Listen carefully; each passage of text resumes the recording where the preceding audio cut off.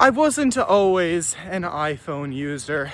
In fact, I only defected to the iPhone camp after years of being on Android. And I think that gives me a lot of room to say that I really like how Apple does stuff. Handoff, AirDrop, the way that all my Apple devices connect to my iPhone's hotspot when available. The AirPods animation that comes up when you open the case that other manufacturers have been trying to replicate for years. All reasons why I decided that I want to stick with iPhone. One thing I've always hated about iPhone is that the batteries always sucked. Now, sure, when I switched to iPhone, I had a used iPhone, which the battery wasn't very good in that. My next iPhone was used, But even the brand new when I bought it, iPhone 14 that I had, even with a battery replacement after a couple of years, the battery still sucked.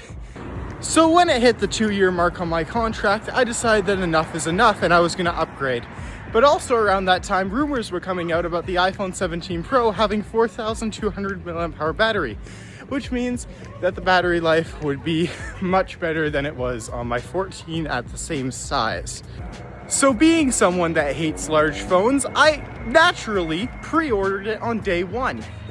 Right out of the box, I was surprised by how chunky the iPhone 17 Pro is. It's the thickest iPhone since the iPhone 4S in 2011 at 8.8 millimeters at its thinnest point, which means they can facilitate a bigger battery, and I've wanted them to do it for a while, but it's kind of jarring how thick it is after being years on thinner iPhones. And the design is interesting. I mean, I don't think it's ugly like many other people do. Many other people think the two-tone design on the back is cheap, and I can definitely see why some people would think that, but once you feel it, and when I saw it, it looks beautiful. Like the orange on the sides and the orange on this little glass cutout here, and the fact that the orange leaks out onto the borders of the phone when you don't have a case on it. It's so nice. Some people also hate that this is aluminum compared to the titanium on the iPhone 16 Pro, but I don't mind it. Never was a huge fan of titanium on a Pro phone, but like, it's fine. It has the same nice premium feel as any other iPhone would. And to be honest, I don't think titanium would actually improve this much. In fact, I think it would detract from it quite a bit because of the aluminum allows the heat to be spread out more with the vapor chamber. So I actually prefer it having aluminum. Also, talking about the vapor chamber, this phone is the coolest running phone I've probably ever owned. And for reference, I used to use an iPhone 14 as previously stated, and that would get so hot that it felt like it would burn my hands. It never did. It's still safe to use, but it's like, it got so hot that it was uncomfortable to use. And it slowed down whatever I was doing, whether that be gaming or anything else. Like, it wouldn't get hot on like mundane tasks, but once you got into like filming 4K video or gaming on it, for God forbid, it got really hot. And doing the same tasks on the iPhone 17 Pro is much cooler. Now, it has brought up some durability concerns. For example, the iPhone 17 Pro is susceptible to a type of damage called spalling, where it would chip off the aluminum because of the anodization layer, and it's not as durable as titanium would be. Haven't really ran into any issues with it other than like one spot on the back of my iPhone 17 Pro, but that's mainly because I'm not brave enough to use my $1,600 phone without a case. I'll link you to iFixit, which has a really good article on this type of damage that the iPhone 17 Pro is susceptible to, but I do believe it's very overblown in the fact that no, it will not be broken if you drop it once or something like that. And it doesn't really matter that much, to be honest. Any phone would get the same damage under the same conditions of dropping it or anything like that.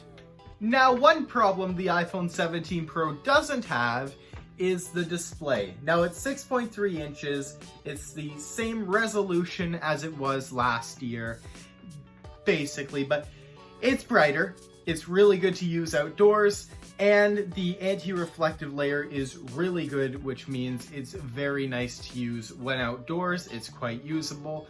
Now, it is probably the brightest phone you can buy in like North America other than the Google Pixel. And I believe if it ever comes to North America, the Xiaomi 17 Pro Max, which is just released, and the China only version is the best one, and the global version is probably going to be much worse and not have that cool display on the back, which sucks.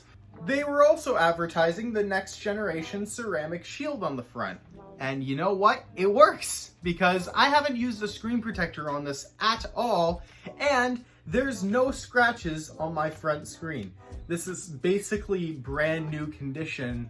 So Apple has increased the scratch resistance by quite a wide margin with the iPhone 17 Pro, especially considering that I had a scratch or two within a couple of days of owning the iPhone 14 without a screen protector. It wasn't too bad on the iPhone 14, but it's like, I could still notice it with Ceramic Shield 1. And why did I buy the base model with the 6.3-inch display instead of the 6.9-inch 17 Pro Max? I like small phones. You know, I don't like having a big phone unless there's huge battery gains, which there is on the iPhone 17 Pro Max, but the iPhone 17 Pro's battery life is really usable. That's why I chose it over the iPhone 17 Pro Max. So I keep talking about the battery life on the 17 Pro. How is the battery life on the 17 Pro? And I'm glad to report it's really good. So I get about 10 to 12 hours of usage on my regular usage, which is basically TikTok, Apple Music, and YouTube video watching all day. I get about 10 to 12 hours. I usually end the day at about 30%. I could even stretch it out to 14 hours with way much later usage, but that's the 10 to 12 hour mark is what you'd probably expect as a regular user of this phone. Some of these battery gains are accredited to the more efficient silicon from the Fruit Company. The A19 Pro chip gets about 10,000 in Geekbench 6 and over 2 million in Antutu. And the chip is more efficient, which means it'll be using less power if you're not actually using the full capacity of the chip, which you'll probably never end up using unless you're like doing video editing on your phone or something like that. But yeah, the phone is powerful, but it won't use all that power unless it absolutely needs to, and it's more efficient on top of that. So with your current usage, you'll probably get a battery gain by going to the 17 Pro. And now, will the new chips from Snapdragon probably be much faster than the iPhone 17 Pro and Pro Max? Yes, but I think we've hit diminishing returns where CPU and GPU performance don't really matter in modern phones, and you'll probably be good with performance of getting basically any phone on the market now because all of them have such good chips, and you'll probably not be using all of the performance that your chip can offer. As for the cameras this year, they're all 48 megapixels on the back, which means you'll have 48 megapixel ultra wide, 48 megapixel main, and 48 megapixel telephoto. Talking about the telephoto, you can now zoom in 4 times optically while keeping the same resolution, and 8 times on 12 megapixels. Now, Apple touts this as having 2 cameras in one because you can zoom in 8 times at 12 megapixels and 48 megapixels at 4 times, but I don't think it's that misleading, but it is a little shady. I wouldn't call it false advertising, as some people call it, but honestly, I don't mind that.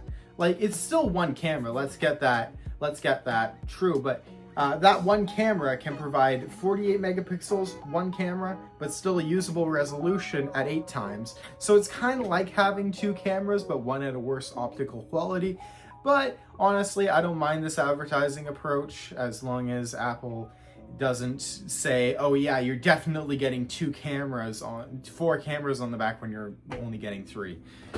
All right, so here's some camera samples I took. I'll just let them run through. I don't really have any other modern phones for comparison, so you can look them up on YouTube, but I don't have any modern phones to compare with the iPhone 17 Pro, although I will be doing camera comparisons if I can get my hands on some new-ish modern phones, like returning them after 14 days or something like that. But now it's time to answer the biggest question. Do I recommend buying the iPhone 17 Pro? And if yes, who do I recommend it to? Now, I'd recommend the iPhone 17 Pro to anybody who wants a compact-ish phone but doesn't want to compromise on battery life. Now, if you go smaller than the iPhone 17 Pro, you're gonna have battery life issues, unless we're talking about the iPhone 16e. But nobody wants the iPhone 16e. There's a reason that many of them have been sitting on store shelves. But anyways, the iPhone 17 Pro is really good for people who hammer their battery and want a compactish phone that'll stay cool under load, which is the iPhone 17 Pro. And do I regret buying it myself? No, it's basically the perfect phone for me, to be honest. Like, I haven't ever owned a phone that was more perfect than this for my personal use case. But I am like a kid in a candy store when I see the iPhone Air on display, and it looks so pretty, but I know it's bad for me. I know I wouldn't be satisfied with its battery life performance or probably its heat dissipation performance. I'd probably sweat my hand out trying to use it for anything more intensive than scrolling TikTok. But let me know if you want to see an iPhone Air review from me, because I could probably buy one and then return it before the 14-day mark and get all my money back for it, because I don't want to keep the phone, but I really want to try it. But anyways, that'll do it for me today. If you like this video, make sure to hit that like button. If you want to see more of this content, make sure to subscribe. This review was made using an iPhone 17 Pro, 256 gigabytes, Cosmic Orange, bought by me. Apple did not pay me for this video, nor provide the device, nor get an early preview of this video or editorial input. The opinions expressed in this video are mine and mine alone. Thank you guys for watching, and I'll see you guys next time.